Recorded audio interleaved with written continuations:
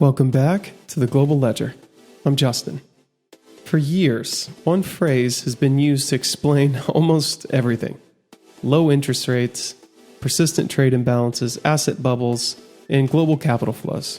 And that phrase is the global savings glut.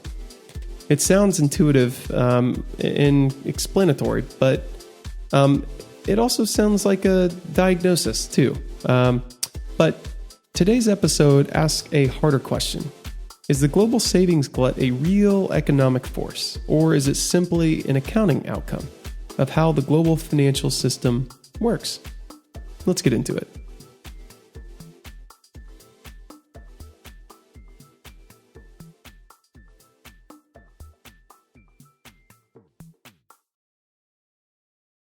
The idea is usually framed like this when people say what it means, a global savings glut.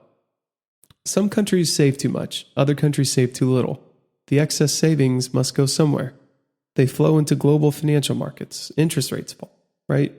It's a clean story, and it's not entirely wrong, but I think it's incomplete. And the reason I think why savings is a misleading starting point, because the first problem is kind of conceptual. Savings are not piles of money waiting to be invested. Savings are the result of income, spending, and accounting. In a closed system, total savings must equal total investment. Globally, they always balance. So when we say there is too much saving, what we really mean is capital is being allocated in ways that feel a little uncomfortable. That's not a behavioral explanation. I think that's a very structural one. The accounting identity most people miss, okay? Here's the key relationship with that. A country's current account balance equals the difference between its savings and investment. Surplus and deficits are mere images. If some countries run persistent surpluses, others must run persistent deficits. This isn't optional. It's arithmetic. The global savings glut is not something that exists independently. It is the flip side of global imbalances. So why does it feel like too much capital is chasing too few assets? Because the global system concentrates safe assets. It channels surplus capital into a narrow set of markets, and it heavily relies on a single reserve currency. When savings seek safety, liquidity, and collateral quality, they don't spread evenly. They cluster. What looks like excess saving is often asset scarcity, I would say. The role of the dollar comes into this saving story, okay? And this is where Arc 7 kind of comes together.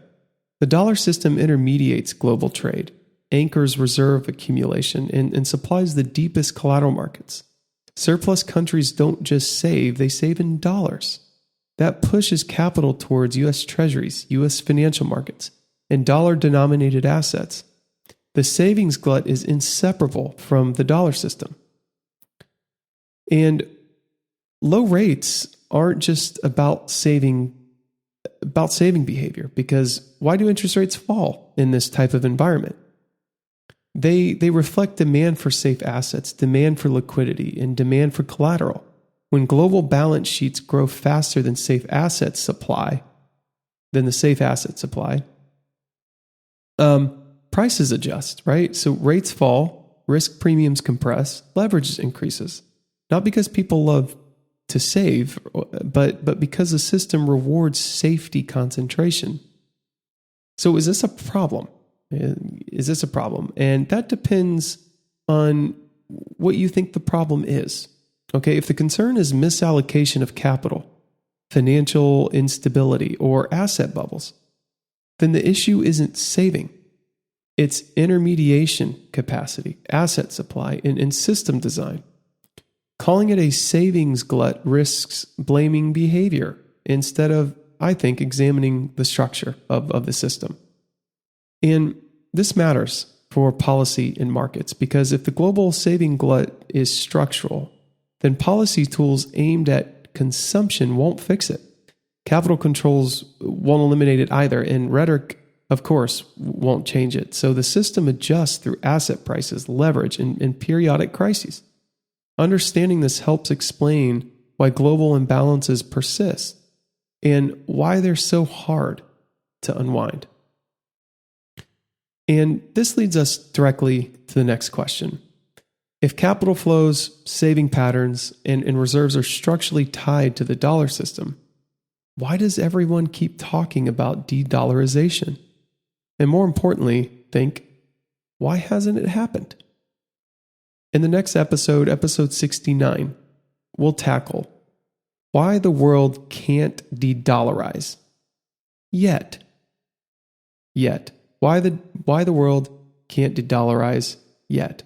Because once you understand savings, capital flows, and accounting identities, you start to see why replacing the dollar is far harder than it sounds. Thank you for listening to episode 68 of The Global Ledger. I'm Justin, and thank you for being here.